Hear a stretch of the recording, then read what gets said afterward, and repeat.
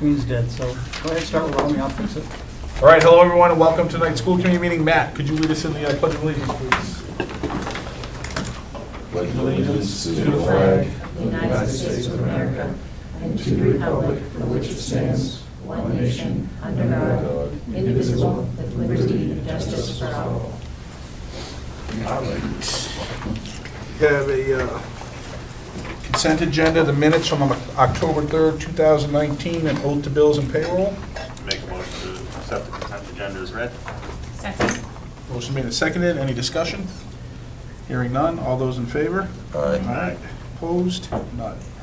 We have two sections in the meeting for input from interested citizens, one now and one at the end of the meeting. If there are any interested citizens who would like to speak before the school committee? No. We'll jump right into recognition. Critty. Hello, thank you for having me. So at Shaker Lane this week, the students at Shaker Lane are completing their first compassion project and showing heart by creating cards for the military. The student-created cards will be sent out to active military personnel for the upcoming holidays to help show kindness for their time away from their families. Nice. And at Russell Street, the Littleton Rotary visited Russell Street on Tuesday to present personalized dictionaries to each third-grade student. The children learned how to accept their award with their left hand, shake hands firmly with their right, make eye contact with the presenter, and the students and staff were very grateful for the gift, and it was a wonderful presentation. And then on Wednesday, Russell Street discussed the ALICE safety protocols at each grade level. Special thanks to the staff as well as Dr. Janikos and the fire chief, Wodzinski, correct? And members of the Littleton Fire Department who were on site to assist. The PTA-sponsored game night will be taking place on October 24th from 6 to 8 p.m. as well.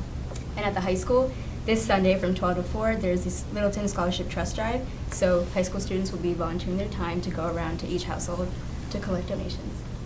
Thank you. Thank you. Any other recognition, Superintendent Clinch? I'm good, thanks. Okay. Under old business, we have an MOU between the police department and the school department related to the SRO. Chief Prenard and I have looked over the document, took a look at the suggestions that were made at the school committee meeting, and we're happy to present the document that we've agreed on this evening. Long time coming. Devil's in the details. Yeah. Are there any questions? No, I read through it and I was happy with the changes. Great. Anybody else? All right. Excellent. I mean, I know this is an MOU that is between the superintendent, clearly delineated by Mass General Statute between the superintendent and the chief of police, so I don't think we require a vote on this. I mean, we had our opportunity for input, and we appreciate that. And obviously, being able to hear it beforehand helps the community understand where the checks and balances is and the roles and responsibilities. So thank you for the work and letting us chime in, and glad we got it done, and you guys can sign it. And Excellent. Excellent. Thank you very much, Mr. Chairman. thanks for coming. Oh, wait, you were already here. Yes. You're my building. Notice the new rug, you guys? Nice. I did notice it.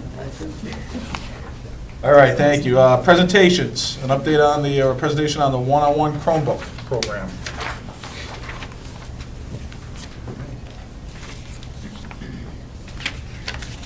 You guys are like frequent presenters. You should get like a... Is it in your job description? You guys should double check on that. There you go. Thanks. Well, I'm all set to hand this off because all the excellent work has been done by the two women next to me, the tech coordinators for the district, Julie Lord and Adelie Courteau. I'm very appreciative of all their hard work in the developmental stages of this program, and the launch, and now the follow through. And at this point, we're fully running at all grade levels due to their hard work and the work of the tech team, as well as the faculty engagement. It's been fantastic. So we have good news to report tonight about the LHS OnetoOne program. Overall, there's some survey data you've had a chance to review in your packet, and I'm going to leave it in the capable and excellent and more qualified hands of Julie and Natalie to run you through that tonight. But I'm happy to be here to support and answer any questions that might come up. All right, thanks. All right, hello, everybody. Steve, do you mind advancing the slide to slide 2. Thank you. Let me know what you need. I appreciate that very much. So we are continuing the one-to-one program. We are in year 3. Can't believe it's gone that fast. It's been a busy 3 years. So we still have the same 2 options, lease purchase or bring your own device, and now all grades are participating. So this is a big step. Everyone's on board and ready to go. Thank you. So with the 2 options that we have, we continue to have this about 50-50 split, which has been really interesting to watch the progression over 3 years, but it continues to be at about that 50-50 split, which is nice. So the program support that we have is we have the website on the littletonps.org, and then you go to high school, left-hand side OnetoOne Program. It's clearly mapped out. That's where everyone can register every year and find their program agreements and tech responsibility agreements. We have a Chromebook charging station in the library, as we always have. We have loaners in the library, so if somebody forgets, they can go borrow one. Some of the survey highlights from June 2018 to October 2019. We did the same survey twice. Same exact questions to the staff. We had 20 respondents in 2018 and 28 respondents in 2019. We had the same closed response and 1 open-ended question. The reviews of the program continues to be really positive. We have enhanced access to technology tools for researching, reading, writing, creating, collaborating, which is huge, and presenting. Some concerns still remain with student responsibility, bringing your device charged and ready for class. Who here has not brought their laptop to work, not fully charged? Let's just be totally transparent there. Pretty sure that's going to be on every presentation you do. It happens. It happens. So we all do our best. So question 1 that we had was the purpose of the one-to-one program is to allow students to integrate technology into their day-to-day school experience and best prepare our students for the 21st century. Do you feel that this program is successfully accomplishing the initiative? June 2018, the yeses were 60%. They've now increased to 75% for October. So that was great. Question 2, do you feel that the LHS one-to-one program enhances your teaching of curriculum? June was 50% yes, now it's 57.1. Question 3, do you feel that the LHS one-to-one program benefits student learning? It was 70% in June of 2018, now it's 85.7. Nice big uptick there. Question 4, how many of your students bring their one-to-one device to class on a regular basis? We've gone from 40% to 42.9 for the almost all. So we're getting there, we're getting better. Responsibility is a big one. And then some of the highlights and areas for growth, we took actual quotes from the staff here. I've really been able to enhance my classroom with the initiative. I think my students are going to be well prepared for the technological aspect of the workplace. I really like that comment. It really speaks volumes. Certainly encourages a sense of responsibility in terms of ensuring their devices are always charged and respected. That's a good quote, too. I love the ability to have students write or research when the need arises rather than planning days in advance to have the Chromebook card or the computer lab reserved. Thank you. My textbooks are ebooks, so this program is amazing for me and my students. Areas of growth, because there's always areas of growth. Strengthening student responsibility for charging and bringing device to class, increasing awareness of instructional technology tools and enhanced instruction, and then we're going to survey parents and students for additional feedback after semester 1. We think that that's an important part of the process.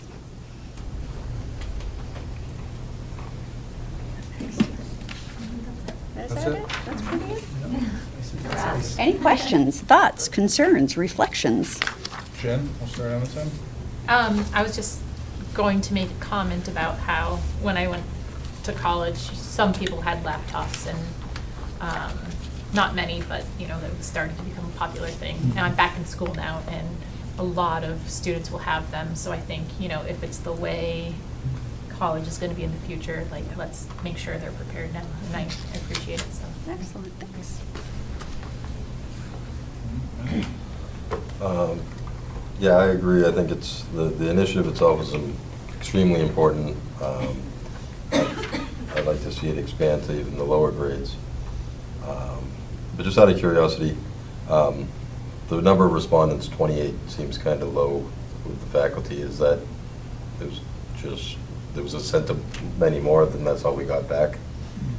It was sent to all of the LHS faculty. How It's a many? busy time of year, though. Yeah. I think part of that is, and it is an increase from last year. But it's just the high school, right? It's So just what- high school teachers. Just high school. Yeah, it's not. Professional staff. It's the teachers. Teachers. Oh, okay, so it's Okay. not. That far Yeah. out. Okay, so it's Yeah. 75, All right. about 75%. Maybe there's return some that rate. it wasn't relevant for, so they didn't participate. All right, that's just Yep. curious. Thank you. That's about right. It'd be good to figure out the exact response rate, though. We should do that and Right. note that in future presentations. Good job.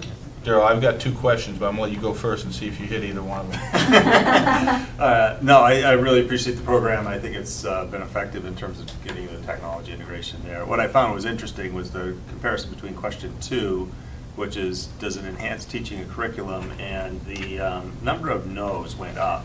But the next one. That was one of the questions. But the next one, does it benefit student learning, went up. So it's like, well, it's almost like, I don't want to be bothered with it, but it does help. Right, it does, yeah. It's kind of like just a little interesting in terms of that, that's that. And, you know, I had the same question, and the thought in my mind was, I mean, I don't think it's unreasonable for certain teachers to say that this is not really the way they want to go. Right. And my assumption is that that's okay, as long as delivery of curriculum is being achieved by other manner, you know, and that's, obviously you guys are making sure that that is the case. So I don't think it's necessarily worrisome. I think that, again, you're probably always gonna have that. It'll be interesting to see, and I'd like to keep trending this data over time to see what, you know, what happens with it. And who knows, as the, you know, staff turns over for all the reasons that it normally does, I don't know, maybe we will see that narrowed down as it just becomes more de rigueur to use in the classroom. The other question that we didn't see the trending on was the lease versus own one. Do we know roughly if this is where it was last year, or? So it's, as far as student So it's selection, sort of a split, so right? it's run around 50-50. Okay. Each time. We were just kind of paying attention to year by year, and it ran Right. about 50-50%. Okay. This year, there was an increase with incoming freshmen to do lease purchase. Okay. So that's what kind of swayed it. But it's been running around 50-50. And you guys are okay with that? You were prepared and like? Oh, yes, It we wasn't were an issue? prepared. Oh, Okay. yeah, All right, yeah, I good. think we got it down All right, now, good. yep. Third year of deployment is Yeah. a Right, no-brainer, right, yeah. okay, It's been good. smooth. Okay, terrific. Thank you, that's all I had. And in response to Matt's comment, we'll be coming back here probably in November with a proposal for our middle school. We're pretty confident that with some support, we can have a one-on-one program begin in February of 2020. So we're just working out the final details and meeting with the grade 6 to 8 teams and getting their input prior to us coming to you with the proposal. So, Great. Thank you. thank you. Thank you.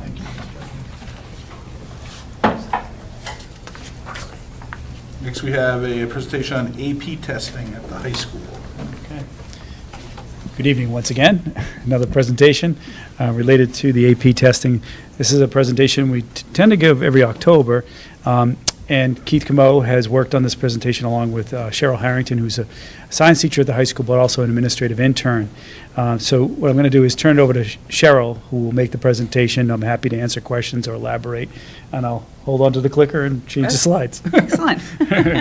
Hello. So I have been here before. I don't recognize everybody on the board, but thank you for having me back and allowing me this opportunity to present the data. I am an AP teacher, so it matters to me. Currently at LHS, there are 12 courses that are offered in school, but there are a number that are available via VHS. So we have a total of 17 students taking VHS AP courses as well. Last year, there were a total of 19 different courses. 12 were offered at LHS, but another 7 were offered via VHS. So when we don't have student capacity to run a whole course, you've got one student. Yeah, I noticed that for some reason. They requested a PowerPoint, so I think Oh, okay. it got corrupted a little bit. But, right, yeah. So there were a total of 19 different AP classes taken, or different exams, I should say, taken. If you look at our student data, you have 101 students taking AP exams for a total of 208 exams, which means you have students taking multiple AP classes in any given year. That trend, is on. You can see over the course of since 2010, we've had an increasing number of students trying AP courses, so increasing enrollment here. Our student success, though, is remaining really high, with over 90% of our students scoring a 3 or better. And just as a reminder, you need a 3 to get college credit at a state school, 4 and 5 for a selective school. So our students are doing exceptionally well on the AP exams.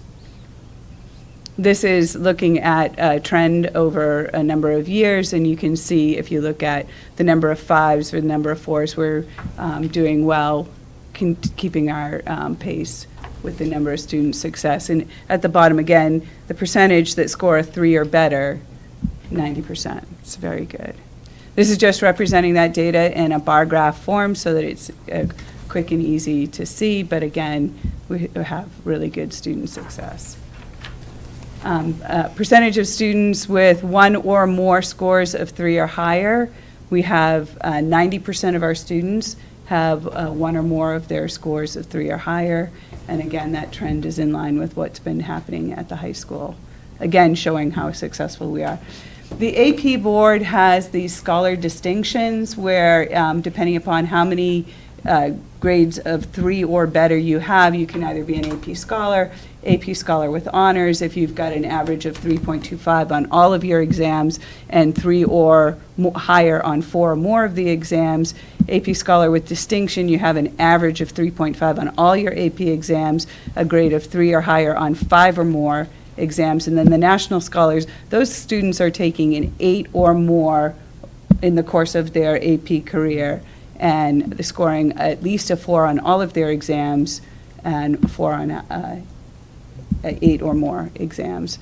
So you can see that we have 2 national AP scholars in our school, and we have 20 AP scholars, and 12 with distinction and 12 with honors. So again, 42 students being extremely successful on the AP exams.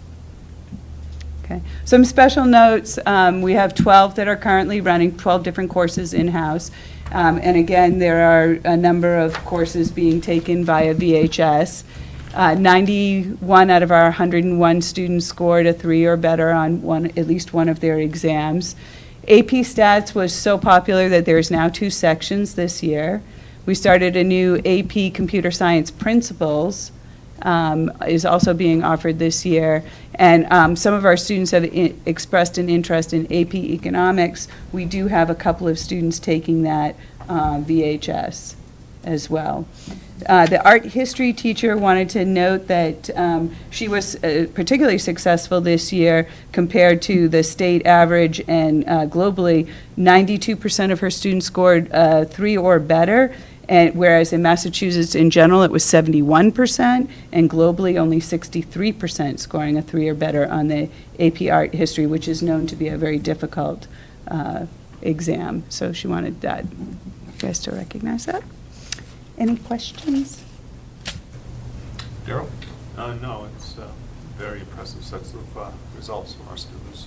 Yeah, continued impressive results, and our students are driven to take AP courses. One of the things as an AP teacher that I've noted over my years of teaching is the number of students who are challenging themselves, who are stretching, for whom this is their first AP class. They're trying really hard, and they're getting a lot out, even if they're not as successful on the AP exam, but it's very valuable for them to be in the course.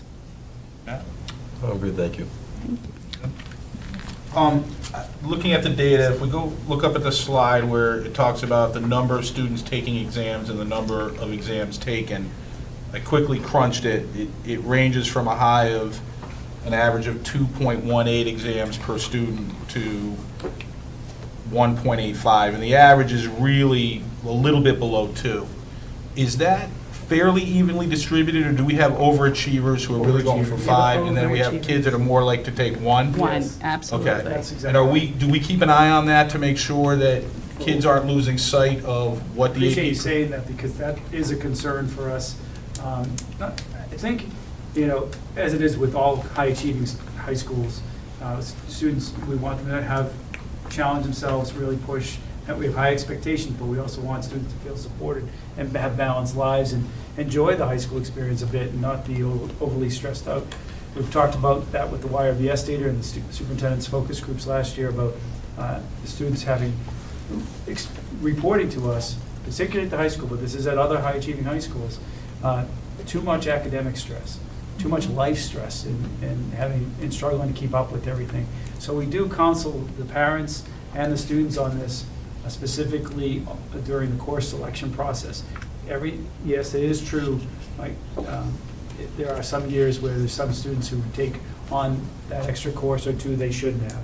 There's others, though, who are just so high-flying, we want to get out of their way. Right. They have no problem, and I'm always amazed, particularly sometimes it's the national AP scholars or scholars with distinction who just, they're loading up and they're scoring 4s and 5s across the board and flourishing as human beings at that age, and contributing to their class, their community.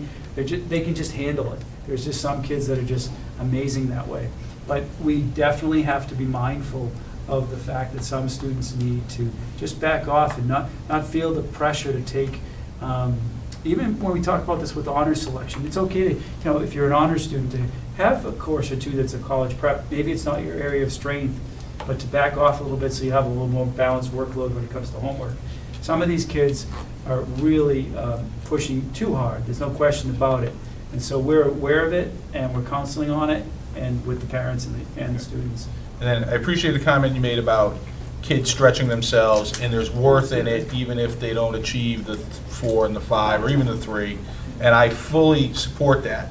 But I also want to ask, are we paying attention to the perception of AP classes by the colleges and by other high schools to make sure that, because I've read some articles that say that maybe AP has started to outlive its purpose or its original intent, and I just want to make sure that we're cognizant of those trends and that if we feel like it's no longer the right way, because there are other ways to get those benefits. Right. And especially now when we're evolving our delivery of curriculum past, everybody has the same textbook or the same, we can stretch it out a little bit, and so I'm curious what Well, you think I about can that. comment a little bit on that, too. I think the piece that I share, I've actually spoken about this at previous presentations, where some prestigious independent schools have done away with AP courses in certain departments because they'd rather teach their own curriculum. They feel it's more valued.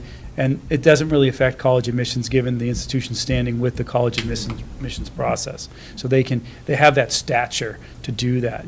There was definitely a sort of an AP arms race happening, I think, throughout the 90s into the 2000s around high schools, high achieving, trying to outdo each other. We've been always aware of that and not adding an AP course just to add AP courses. For the sake of it. We're really trying to be responsive to student requests and demand. We've had student requests even for AP Chemistry and AP Economics for over the years, but have made deliberate decisions to not do that sometimes, at certain points in time because of either not just budgetary constraints, but just the ability to fit it in a small high school. In the AP Economics, we had to make some decisions of like how much can a kid really take, and we have these wide array of offerings through VHS. So we know there's lots of avenues for kids to take the course. We have 12 or so. Sometimes it's been as high as 14 offerings at the high school. I think that's probably been the max ever, and it was like 1 or 2 kids taking a special AP course. Not kids overall, but courses offered.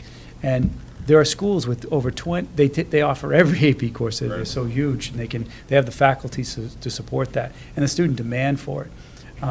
But you said an interesting thing, especially when you say that it's sort of starting to outlive its usefulness. I think that is true, especially the test-driven nature of it.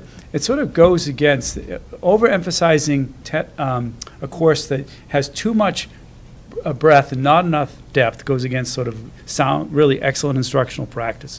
The other concern is that it's just, we already talked about the stress related to it. Some teachers feel like they could do a better job without the constraints of the test-driven curriculum. That it's too much pressure, it's too much trying to jam too much content into a shortened period of time, 180 days or so with the kids. A few years ago, we talked about AP Chem, but there's been a sort of counter proposal from our chemistry teacher to offer, Chem 101, like what would be taught in college, it's taught in a semester, but teach it over a year. We thought that was sort of interesting, and we're still considering that. We're very much interested in that. I just wanted to, reinforce and absolutely confirm what you're saying. In fact, I think there might be some schools that you'll start to see maybe a drop in some of the AP courses. But I want to acknowledge one last comment, and that is the ranking of schools by AP scores. Whether it's Boston Magazine or U.S. News and some other organizations, Washington Post. Jay Matthews was a famous journalist who he really promoted this, the adding of AP courses. And colleges high schools across the country have been ranked by AP scores. So it put a tremendous pressure on school communities to help maximize their students' admissions to add AP courses. So I think those are all fair concerns and complaints about AP. So we'll see where it goes. Right now, I think we're in a pretty healthy place, but I know I said maybe more, but I wanted to share those insights. Thank you. And we also have to consider the fact that we're offering dual enrollment courses.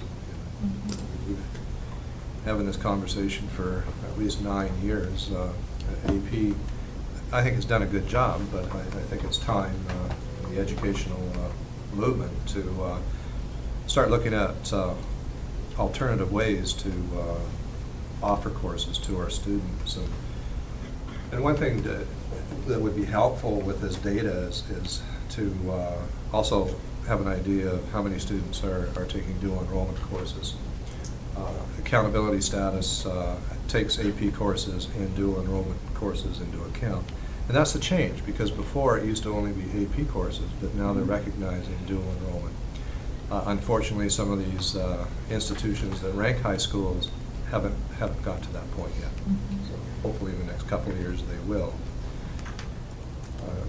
We are continuing, though, to encourage an increase in dual enrollment courses with our students, partially with our staff offering dual enrollment courses, but I've asked Dr. Harrington to develop an information pamphlet to send to students and parents this year to let them know that there are many college courses that they can take out there, and when a student becomes a junior or senior, they have some options and capacity to pursue those avenues as well. And just as a caution, I mean, we're not intending to graduate high school students with an associate's degree, but our goal is to make sure that hopefully all of our students have a couple of college classes when they're in high school, which will make college a little easier for them to adjust. And if they take the right classes, they won't be subjected to the possibilities of having to take a remedial class, which has received a lot of attention in the last 5 years. So we're really doing whatever we can to set our students up for success. Great. Thank you. Thank you very much. All right, we have 2 school improvement plan updates. Good evening, everyone. Thank you for having me here. First, I want to just thank our school advisory council members. We're starting a new school advisory team this year, so I want to thank grade 2 teacher Vanessa Holm, special education teacher Rosaria Coaches, and 2 of our parents that were on the school advisory council for the past 2 years, Julie Baker and Allison McCarthy, as well as Senna Martinek, who is our community representative. So we got a lot accomplished in the 2 years that we were here. So I'll start with just talking about our first district goal, which is curriculum instruction and assessment. Last year, the Shaker Lane staff met with Russell Street to discuss current practices and goals for alignment in all curriculum areas. We had one meeting where we created a document on what was going well in each building and how we can make that a little bit more seamless for the children when they transition from Shaker Lane to Russell Street. We had 5 different areas that we focused on. It was very productive. The teachers, I think, got a lot out of it, and I think both schools benefited. We like to see what they're going into at Russell Street, as well as Russell Street was interested in hearing what they're coming up with so they can build upon those skills. We had ongoing evaluation and of aligning our assessments to assure that they are aligned with the curriculum. So looking at our curriculum benchmark assessments, what programs that we're using, and making sure those assessments are aligned with the curriculum. We piloted the Foundations Phonics program in kindergarten in 2 classrooms last year and are looking forward to full implementation in K-1 this year. Last year, we completed a standards-based report card for grades 1 and 2. Kindergarten had one, preschool had worked on theirs. So we were now completely aligned with standards-based curriculum report cards. We also continued with our Fountas and Pinnell benchmark assessment systems, progress monitoring, and data meetings. This was year 2 last year for us. The prior year, we brought in the benchmark assessment system as well as the leveled literacy index, which is an leveled literacy intervention, which is a program that's designed for 12 to 18 weeks to help support students who are not meeting benchmarks in that grade level.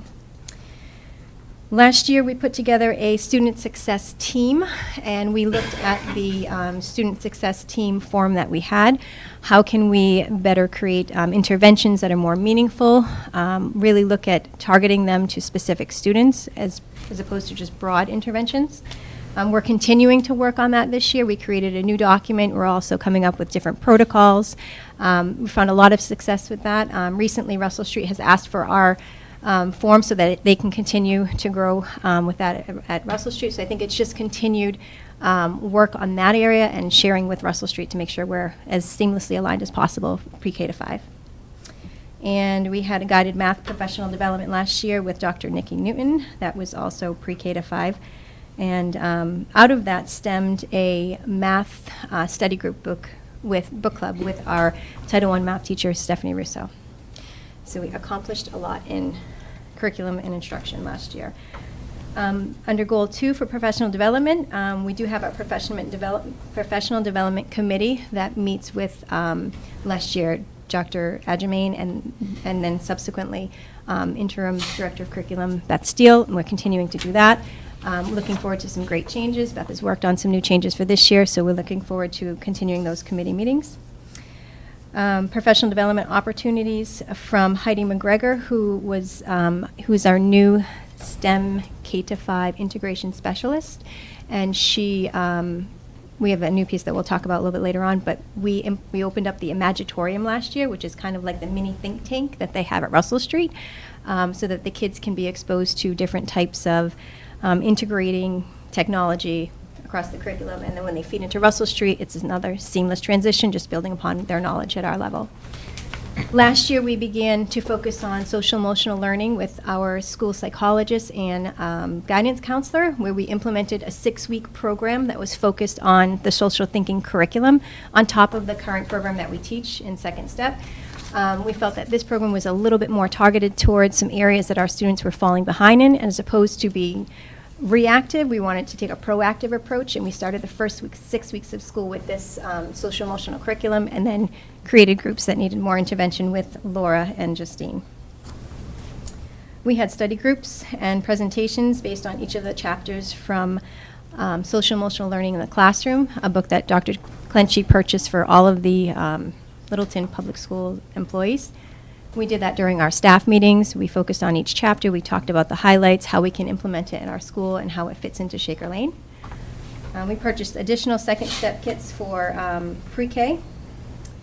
And our School Advisory Council created 2 guides last year. One was a mentor guide for new Shaker Lane staff, so not specifically new to Littleton, but new Shaker Lane staff, where the bathroom is, where the copier is, where you have lunch, and different things of that nature that were specific to us. And then they also created a volunteer guide where we surveyed staff to just get an idea of what they use for volunteer guides, and then created one Shaker Lane volunteer guide for the entire school community. And for goal number 3, community and communication. So we continue with the principal weekly newsletters.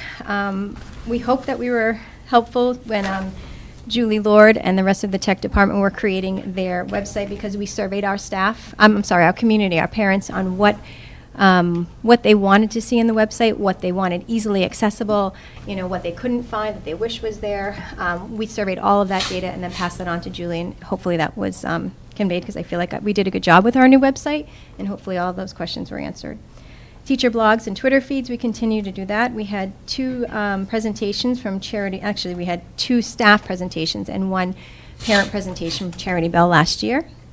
We also had a students-based report card presentation for parents that we offered at Shaker Lane in the evening, just to give them an idea of what it would look like in case they had any questions.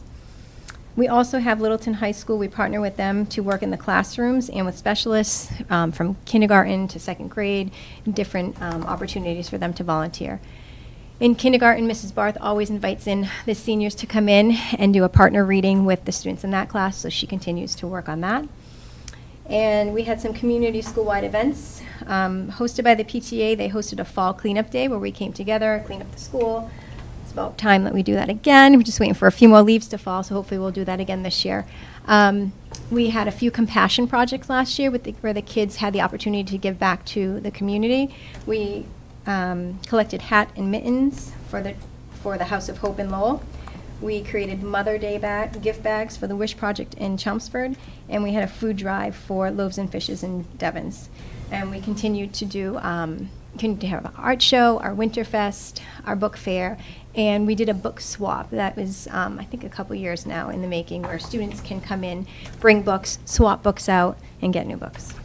And then we also partnered with the Massachusetts Department of Transportation Safe Routes to School Committee. We had 2 walk-and-roll to school events last year.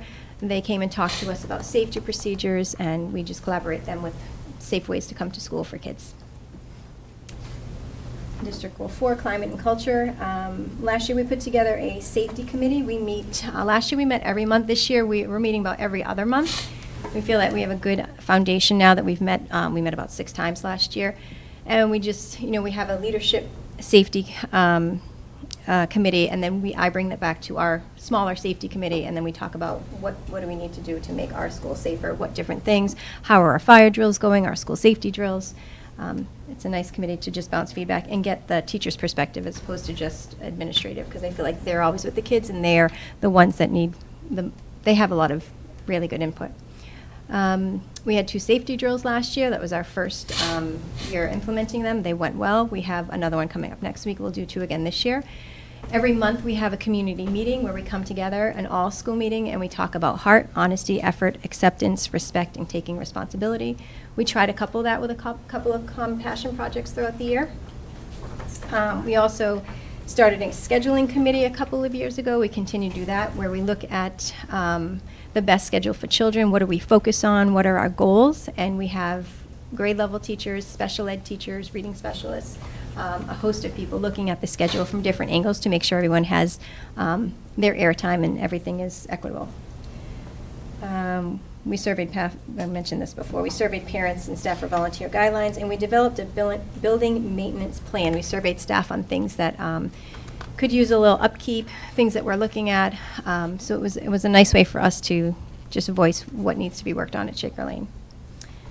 And our last goal with technology, we continue to offer our Tech Tuesdays, Tech Thursdays, where teachers are surveyed and asked what they would like to learn about for PD.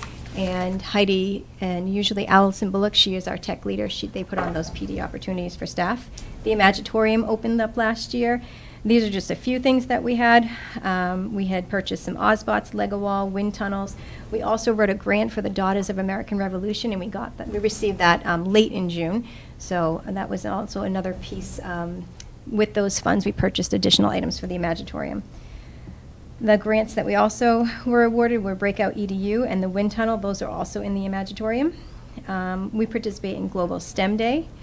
We participate in the Hour of Code. We have 2nd grade STEAM Day. And we use Google Classroom for staff meetings to share information out. We did a lot. And I just want to thank our Shaker Lane staff for all of this, because I think I stand up here and share this, but it really is not me doing this. It's the staff, it's the teachers, it's the community. So I want to make sure that they're well respected for their work in this plan. Questions or comments, Jim? I just wasn't sure what the building maintenance plan is, and if that's, working with future, whatever discussions that we've been having to, or is it like smaller scale type things that? No, it's you put it out there and it's out there. So when I came to Shaker Lane 3 years ago, this was on the existing plan, so I thought we should just carry it over because I didn't have knowledge of what that plan looked like. So I said, let's create one for us. So we worked on that over the past 2 years. Steve Mark has been instrumental in asking for input and things, so those are things that have been added to a recent document that he shared with us. But it is a plethora of things, from Okay, so, needing it's the whole, a ceiling tile to heat uneven in the building.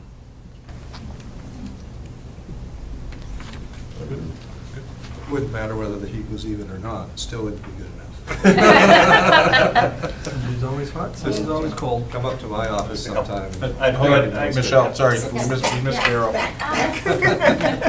I'm tired tonight, but I still have some questions. Yes. Actually, there are more comments. So it was interesting when you talked, I don't quite know what rock and roll to school is there, but one thing I noticed on some of my travels when I go to Albuquerque, they have something they call the walking school bus, which is, I think they have somebody sort of guide the kids down, take care of crossing the major roads and the other parts there, because they don't run buses in some of the neighborhoods there. Is that kind of a comparable thing here, or? It is. So the walking school bus, the idea there is that one person would kind of lead this walking school bus, and you would stop at this person's house, pick up the kids, then you'd continue on, pick up more kids, and you would walk here. We did a variation of that this year once I got my act together and collaborated with Safe Routes to School, and we recently had a walk and roll to school. They offer 3 of them a year, one in the fall, one in the winter, and one in the spring. And the idea is to just promote walking and to promote, less emissions for cars and just like a safer way to come to school. This year we met up and we had a really good turnout. We had about, I think, 20 plus families that met at Long Lake, and we all walked to school together, and there were parents and teachers and students.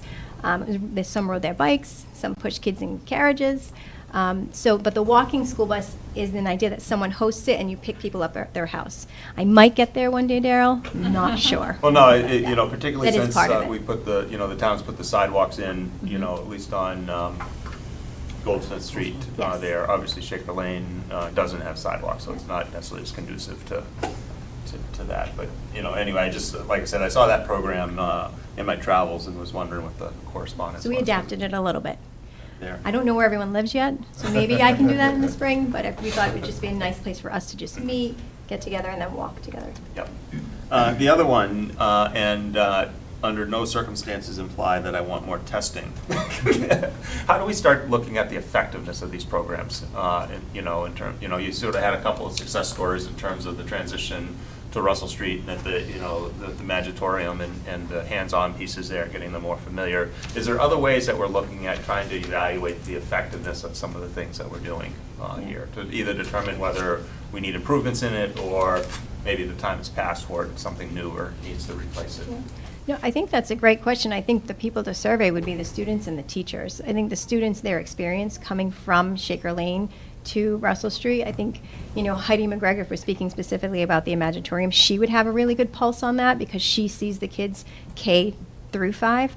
I think the teachers would be really nice at Russell Street for them to say, they're coming up with this knowledge, so it's easy for them to assimilate into the think tank as opposed to having no prior knowledge.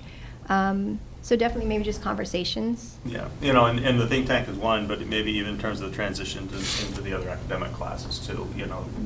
How do we notice that the reset times are getting quicker in terms of coming back from spring? I don't know what the things are, but it's more of a hands-on evaluation of what's going on in the classroom rather than a testing kind of I think that's thing. a But I'd great like idea. to start encouraging us to be thinking about how do we know whether the program is effective versus we're doing it. and I don't mean to say that you don't know how the program is doing, but I think in terms of, to the school committee, that would be really valuable. It really comes down to asking strategically designed questions. I was at Shaker Lane today and stopped in to talk to the reading specialists and Foundations phonics program that we implemented last year in kindergarten, extended it to grade 1.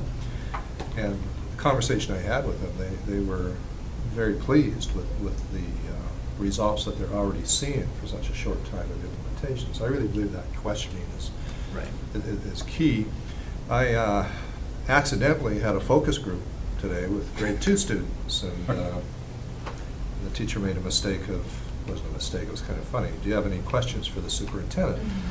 I said, sure, ask me some questions. And their biggest question was they had heard that we had changed the lunchtime and recess time at Russell Street School.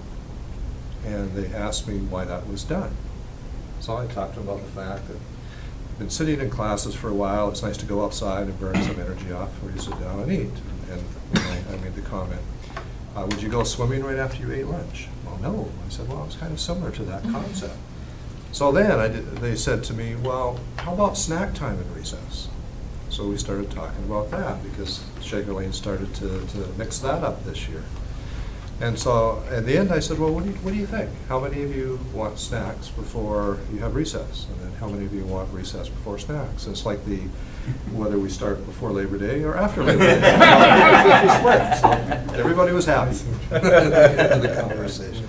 But again, those moments, educational moments, I guess we could call them, are key as well.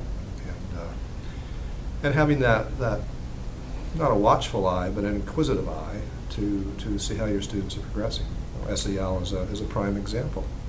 Are they mastering the skill sets under the 5 competencies? And beyond Shaker Lane, with that vocal survey, it gives us good data to see how well we're doing in terms of actualizing all core competencies in SEL.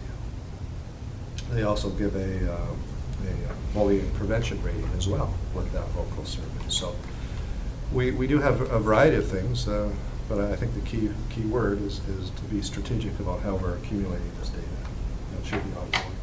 And I just want to mention, I think some areas lend themselves better to evaluating. So for students who are working on social emotional learning, we looked at the number of kids that we had our first year that worked with our guidance counselor compared to the number of kids last year that worked with the guidance counselor, because last year they received not only Second Step, but a 6-week intervention model and some small group intervention, and then those numbers went down. So I think if we look at that data, we have to be creative. We can look at our SST, our student success team forms, how many children are going through the SST process, how many are then referred for special ed or have met success with the intervention or are able to get back in. So I think it depends on the topic that we're discussing. Some things are right there for us, and then other things we just have to have more of a conversation about. But Yeah, I great to recognize keep in this is mind. not an easy Mhm. thing, but I just sort of want to keep Yeah, absolutely. bringing it to the forefront for folks. And I think, Cheryl and I have a good relationship. We've been talking a lot about how the kids are coming up, how did they look this year, what do you think were their strengths and weaknesses, so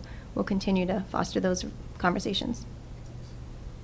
Dr. Clinch, you don't think this country's polarized enough, and now I got to decide if someone snack first or snack second? I think that's an administration call, not a school committee call. I'm not going to get into the middle of that one. If you would like to go down to Shaker Lane and have a discussion with them, Yeah, I guess. I would. That would be fun. I would enjoy that. Thank you. Great, thank you. Thank you.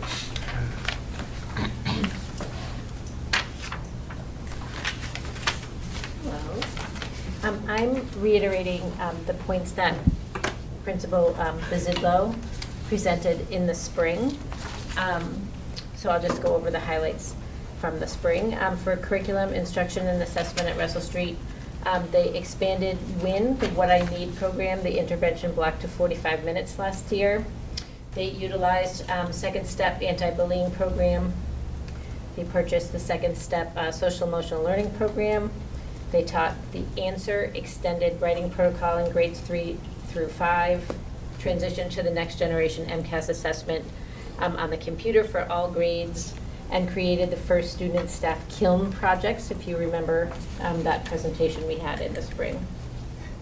For professional development, staff was provided professional development opportunities in K-5 vertical alignment teams, math workshop model, social emotional learning, anxiety and trauma, and the Marzano and Rebus books were used for best teaching practices.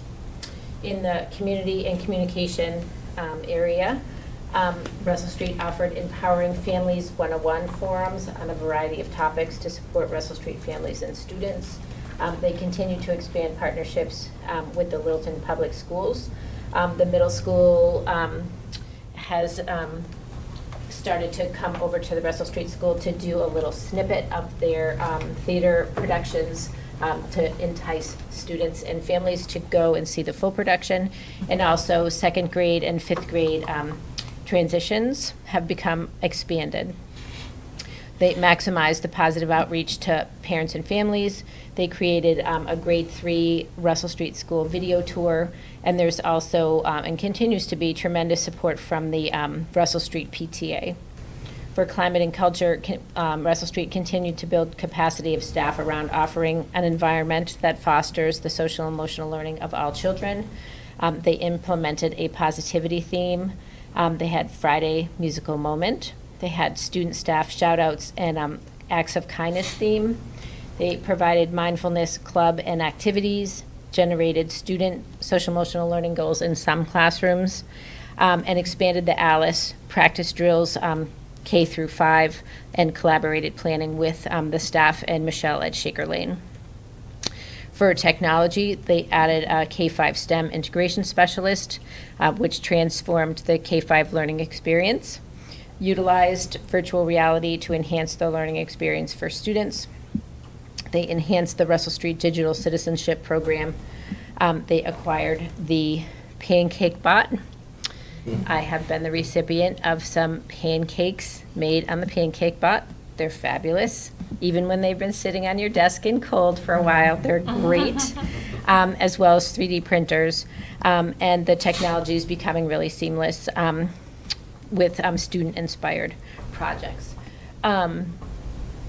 I have new members, as Michelle mentioned. I have some new members this year going forward on school council. And while I presented what were the highlights last year, I'm really excited about many of the new initiatives that we have at Russell Street this year. So I really can't wait until I'm giving my own presentation to you in the spring about the things that we're working on now.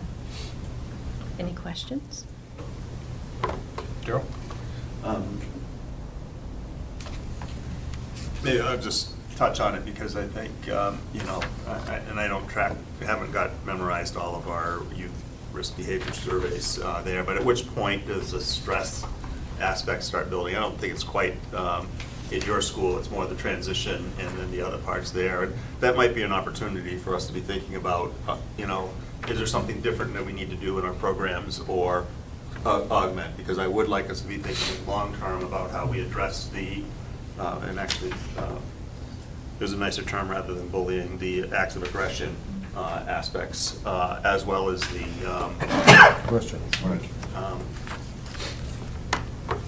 stress aspects of it. So we can kind of try to start getting a handle on when is that starting to show up, and then is there something that we can adapt to any of our programs here to try to start thinking about whether,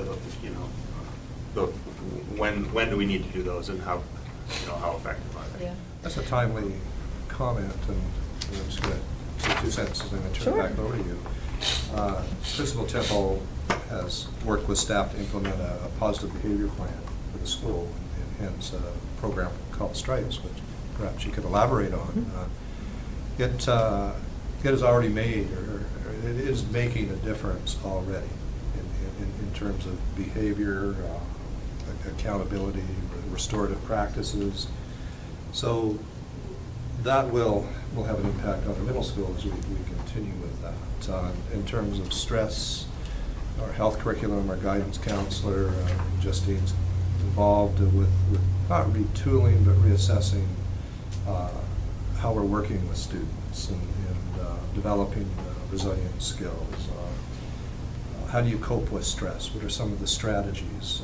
We implemented yoga, K-5, and yoga blues that are directly linked to the 5 core competencies of social and emotional learning. So we are doing those things. But the Stripes program, I'm going to stop there because it's been very successful in a short time that it's been implemented. Yeah, Stripes is the bulletin board that's shaped like a tiger that you see when you go in and inside the building on the left. And essentially, it's if a student does something in one of the 5 categories, they get a piece of paper that has a stripe on either side, and the middle part is the part that they can take home. So, for example, the bus driver handed me a note out the window the other day, and said, and as I was a little worried when I took the note, but he said, I want this back. So when I walked into the building, I read it, and a student had misbehaved on the bus several days prior, and without any coaching from anyone, decided to write a letter of apology to the bus driver. So the bus driver shared this really lovely letter with me, and I just read it and gave it back to the bus driver because I'm sure it was touching to him too, and he wanted to keep it. But I acknowledged the student with one of these stripes, and he was very proud and said, I haven't gotten one of these yet. So one side gets taped to the board on the literal tiger stripe. And the other strip goes into a jar in the classroom. And then the middle section is written out what happened, and they get to bring it home. So he was very proud of that. And I know Dr. Clenchey was in the building one day, and one of the students said, I got my 3rd stripe today. And so when Dr. Clenchey was there, I said, go tell him. So he was very proud to go and tell Dr. Clenchey he was the first one to get 3 stripes on the board. And sometimes these things, when you know, depending on the age, you think, oh, that's appropriate to 3rd grade, but I think we have more 5th grade stripes on there than 3rd grade stripes. And I think it's a really important thing for kids to see that their classmates get them. And one of the really interesting pieces that happened in this program is we decided after many different trials that double stick tape was the way to put them on the bulletin board. So they have to come to the main desk and ask for double stick tape. So throughout the course of the day, either Joan or Annette or Rachel, if she's there, or I will ask, what did you get this for? So they get to share their story about how they got it, not just, stick it on the board. So that's a kind of really nice aside that happens. So that, I think just taking that initiative in kids, really realizing what taking responsibility is, what being a safe student is, what having integrity is about, is really nice. And they're not kind of fishing for the stripes. They get them authentically, and it has been a really nice program. And interestingly, a student came down today and said, the teachers are always giving stripes to students. Can we give stripes to teachers? And I thought that we talked about that in our leadership team today, that's pretty cool that we can add a little piece where students can recognize their teachers for nice things. And so that was another great added aside. I think we really do try, it's interesting to have the perspective that I have, having started here in Littleton at the high school and then gone to the middle school and now gone to the elementary school, that I know what's coming for them. And so, I can talk honestly to 5th grade about what's going to happen in 6th grade. We have done some things so far at the 5th grade level in kind of preparing them for 6th grade, but also for example, we split the 5th grade lunch in 2 sections. It was very loud. It was very hard for kids to eat. It was not relaxing for those 22 minutes. They were waiting in long lines. It was very uncomfortable, no matter how much we tried to have them be quiet and talking into a microphone and all of that. And so we split that lunch in half. I had to convince them that there's exactly 20 combinations of 3, and so they would be with the classes that they were friends with at some point. But half the kids go out to recess first, half go to lunch, and then we switch. And at first, they were really upset that there was some days they weren't with their friends, they didn't like it. And slowly, and we've only done it 11 times, but slowly, over the 11 days, more and more students have come and said, that's a really nice way to eat lunch. Like, I can talk to my friends, I have time to get my lunch. The added aside that the kids don't even know about is Alice is selling more lunches because it doesn't take so long to get them. So more and more kids are purchasing lunch and snacks. And it's a really kind of nice environment in there. And so we've settled right now on 2 days split and 1 day as a whole group. And every time they have a whole group now, kids come and say, we like the split better. The playground was really crowded today, or lunch was, noisier, or it was longer. So they're kind of coming into that on their own and taking responsibility for that on their own. But I think that's a positive change too. And we have tried to incorporate, there's a relaxation station called Chillville in the front lobby area where kids can come down and take a break and color or use putty or something there, or just sit and take a break for a second. And we're also incorporating, we have Wellness Wednesday, we have a musical minute on Mondays where kids can just kind of settle into the day. And we're incorporating more of the mindfulness and yoga and breathing strategies and things within their PE class and within the sort of their morning meeting. And the yoga cards that we're given, all the teachers have a set of yoga cards, and so they can pick from the yoga cards and practice that in morning meeting as well. So I'm kind of giving away what I'll be telling you in the spring, but those have been really kind of nice initiatives for kids at this point. Thank you. I just say that my source on the inside says nothing but good things about the Stripes program, and is also a big fan of the split lunches. Great. Thank you. Okay. Oh, thank you. Thank you. All right, moving along, we are, the second point, we're input from interested citizens. Seeing none, we'll go into subcommittee reports, PMBC. Not much to report. I guess Super Saturday has been rescheduled to February. For the budget? Yeah. I don't know if it's been propagated out to everybody yet. Well, you can see by my reaction, it hasn't been. That's what not know that. Steve Moore was talking about last night. Okay. And they're going to change the format of it a little bit Okay. also. So there may or may not be, December. Okay. All right. For it, and everything else is underway. So. Okay. All right. Budget subcommittee, we met last week. We will continue to start meeting regularly. We talked about getting our heads around the salary increases, so Steve Mark is working on that. We should have that available at our next budget subcommittee meeting, and then the next big piece will be to evaluate special ed and see what we anticipate for increases there, those always being the two biggest drivers. So we're underway. All right. And then we will check with FinCom and the town finance team to see if your rumors are correct. All right. Policy subcommittee? We're requesting a, a second reading for field trip policy.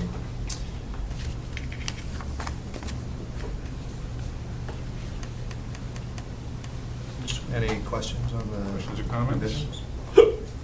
Did we want to say, I'm